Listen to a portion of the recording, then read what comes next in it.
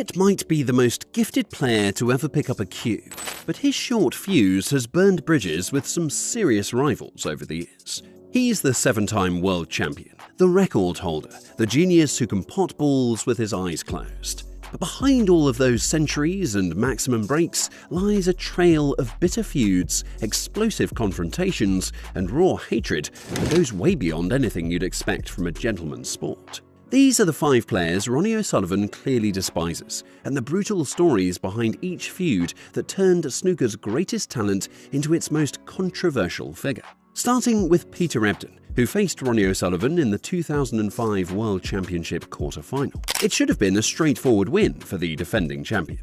O'Sullivan stormed to an 8-2 lead, playing the kind of effortless snooker that made him unstoppable when in the zone. But Ebdon had other plans. What followed was perhaps the most calculated piece of psychological torture ever witnessed in professional snooker. Ebdon's slow, deliberate play in the final session made O'Sullivan lose concentration, leaving Ebdon to win 13-11. At one point during the match, Ebdon took 5.5 minutes to make a break of 12, longer than it took O'Sullivan to compile his famous maximum break 8 years earlier. Perfectly on the pink into the left centre.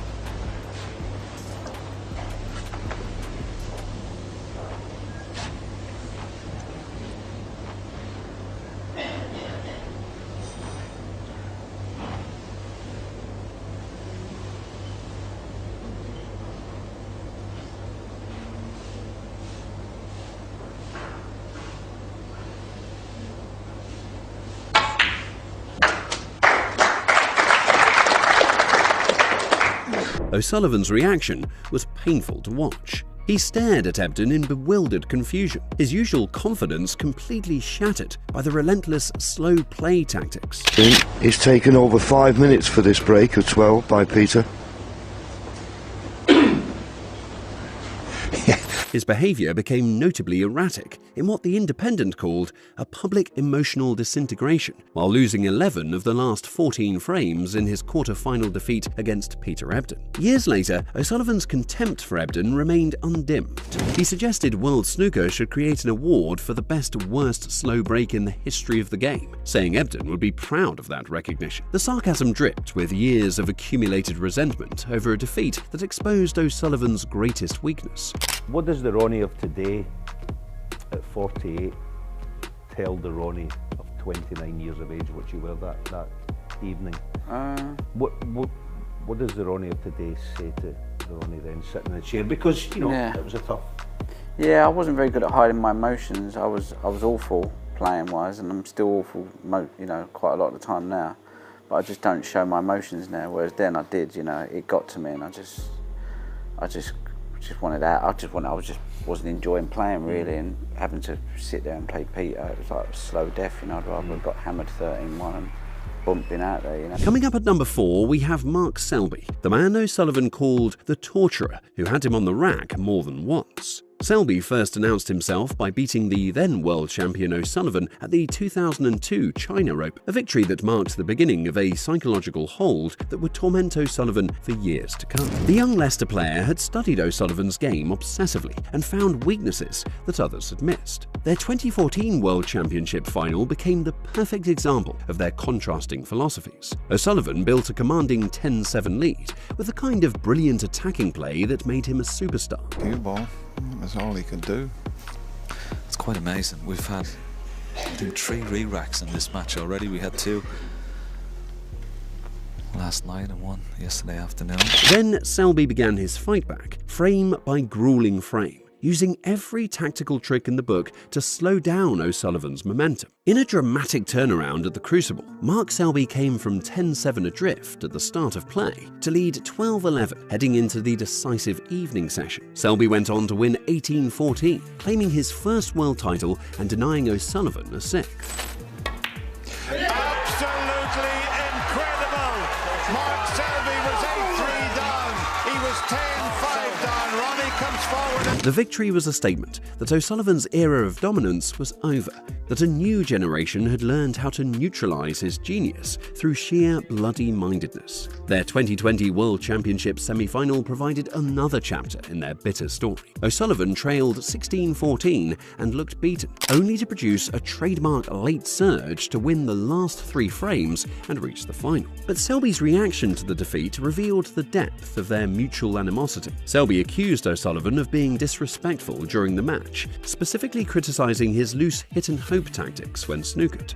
During the match I felt like it was a little bit disrespectful the way he played. Every time I put him in a snooker he just got down and hit the balls 100 mile an hour and could have gone anywhere, so I don't know whether he was just in that frame of mind, but I just felt it was a little disrespectful to me at the table. But you've got to play, you know, like I'm not good at getting out of snookers and I don't want to give 40 points away, you know, and I'm never going to be good at getting out of snookers, you know. Ray Reardon tried to teach me for a while and I got okay at it, but it's just, it takes too much time practicing getting out of snookers. I'd rather concentrate on the break building and all that sort of stuff.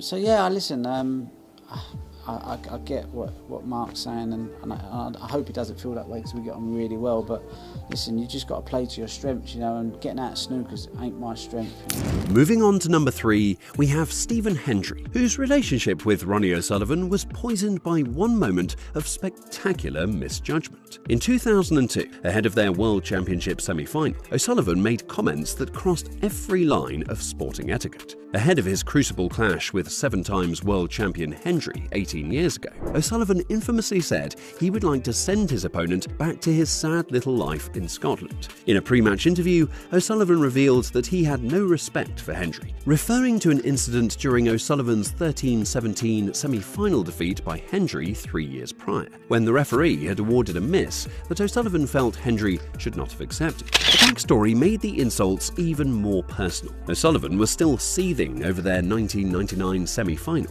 where he felt Hendry had taken advantage of a controversial referee's decision. 3 years of resentment exploded into those devastating pre-match comments. Hendry's response was perfect. He let his cue do the talking, dismantling O'Sullivan 17-13 in a performance that combined technical brilliance with steely determination. The 7-time world champion had been written off by many, but O'Sullivan's insults had rekindled the fire that made him great. Leading up to number 2, we have Mark Williams. Williams should have been Ronnie O'Sullivan's natural ally in snooker's personality wars. Instead, Williams became one of O'Sullivan's most persistent sources of frustration. Their contrasting personalities created natural friction. O'Sullivan took the game deadly seriously, analysing every shot and agonising over every mistake. Williams treated snooker like entertainment, enjoying the moment and not worrying too much about the consequences. This fundamental difference in approach led to inevitable clashes. Williams's 3 world championships came at times when O'Sullivan was struggling with his own form and motivation. Each victory felt like an opportunity missed, a title that should have gone to the more naturally gifted player.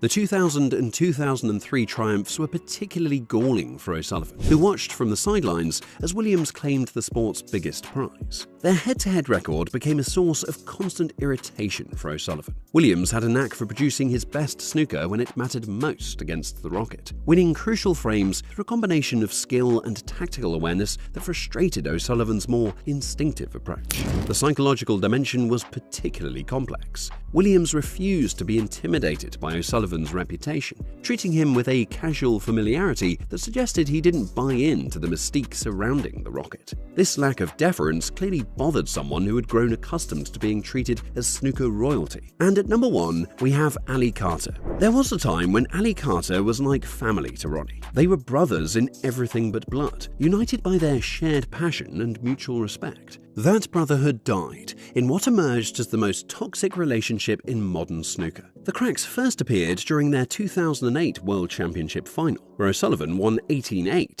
Something felt different about their usual dynamic. Their 2018 World Championship encounter provided the first public glimpse of how far their relationship had deteriorated. During their match, O'Sullivan deliberately shoulder-barged Carter as they passed each other between frames. It was a calculated act of contempt, performed in front of thousands of spectators and millions of television viewers. Yeah. Oh, but they've had a laugh about it afterwards. Oh.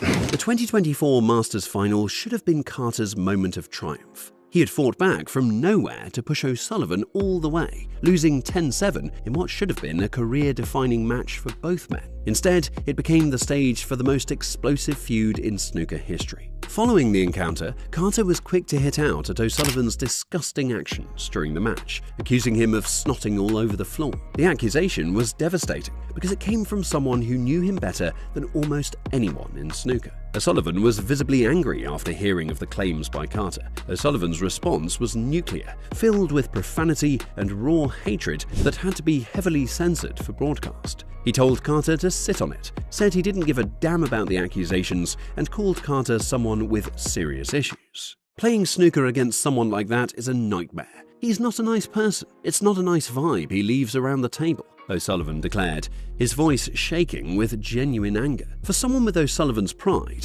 pity was worse than hatred. It was the ultimate insult from someone who had once shared his family's dinner table. Their feud represents everything toxic about modern sporting rivalries. Ronnie O'Sullivan's feuds aren't accidents or misunderstandings. They're the inevitable result of a genius who demands perfection from himself and respect from everyone around him. When the respect isn't forthcoming, or when other players dare to challenge his supremacy, his response has consistently been swift and merciless. The hatred has clearly motivated him to reach heights that might otherwise have been impossible, but it's also cost him relationships, opportunities, and perhaps even titles along the way.